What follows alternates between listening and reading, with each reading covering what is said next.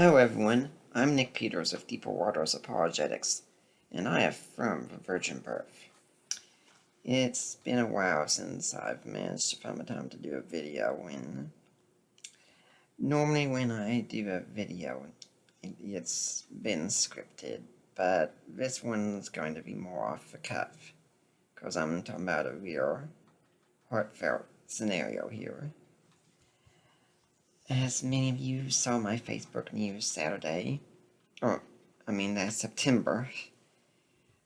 That's just a random off a script, but anyway, I've decided she wanted a divorce several months ago.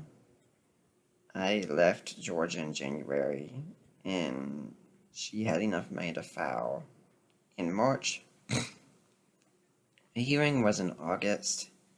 I didn't attend, as I say, God, by His grace and mercy, made sure I was sick at the time. Which is true, I was. I couldn't have gone even if I wanted to. And I'm just waiting for a final hearing here. I've been making these videos at my parents' house, where I've had to be living. The setting is my old bedroom, where I pretty much stay, along with my cat, except for times when I go to work. And ultimately, this has really been revealing to me just how much divorce is such a great evil. Now, I'm not denying there are times it can be a sad necessity, such as in cases of actual abuse or when one spouse has checked out already due to adultery. But there are many times it isn't justified. And my case is one of those. In that case, divorce is ultimately rejection. And being on the spectrum, that can be extremely difficult to deal with, especially when you already don't know what to think about people. Sometimes people can come up to me and they're wanting to be friendly, and I think they could be, but I don't know how to interpret their actions, and I don't know what to say back.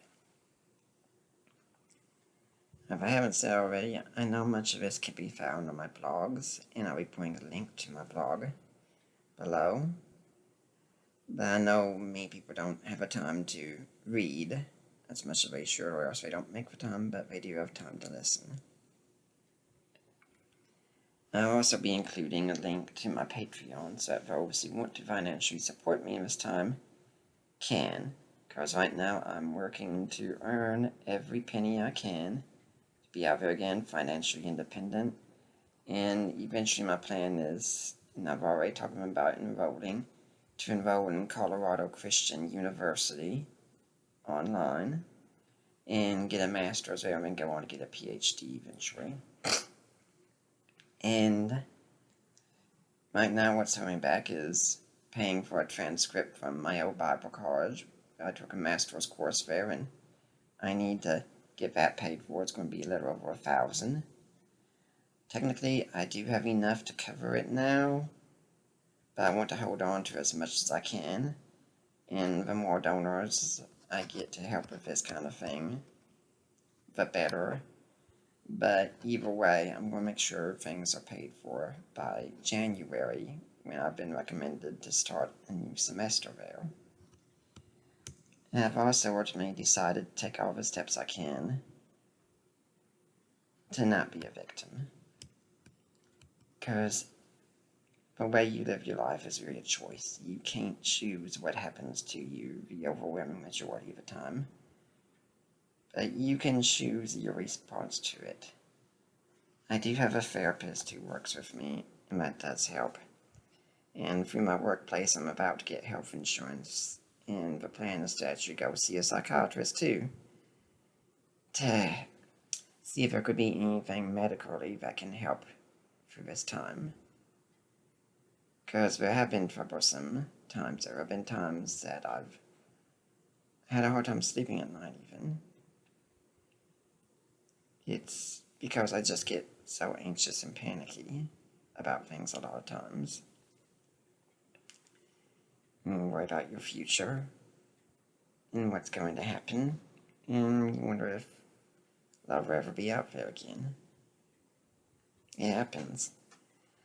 But I have been thankful for so many friends who have been there and offered support.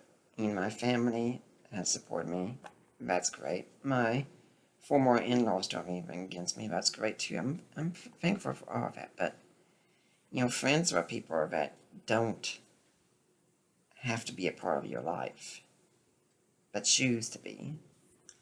And I'm especially thankful for them. When I started divorce care, I remember one thing specifically in my book we filled out. It said, "What do you think you could not live without?"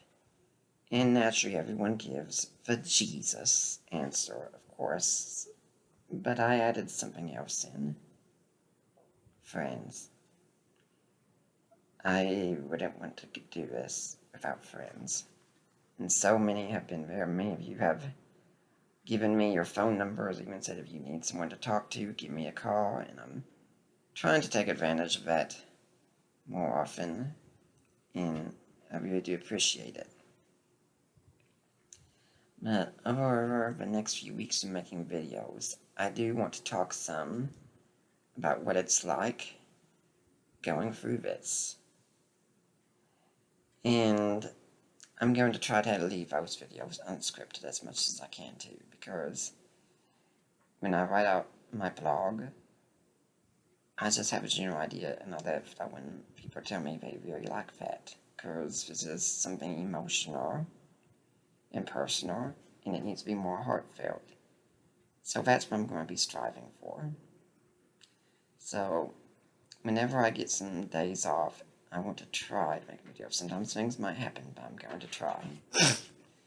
And yeah, if you're hearing anything in the background, that is my cat here. That's kind of unavoidable here. That's another reason I want to get out, so that he can have more room to explore instead of just my one bedroom. My parents already have a cat, and cats don't usually get along with other cats, so that's part of reality.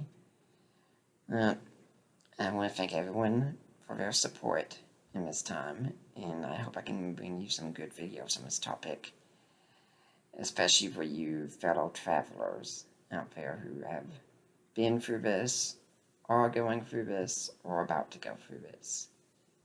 And once again, I'm Nick Peters of Deeper Waters Apologetics, and I affirm the virgin birth.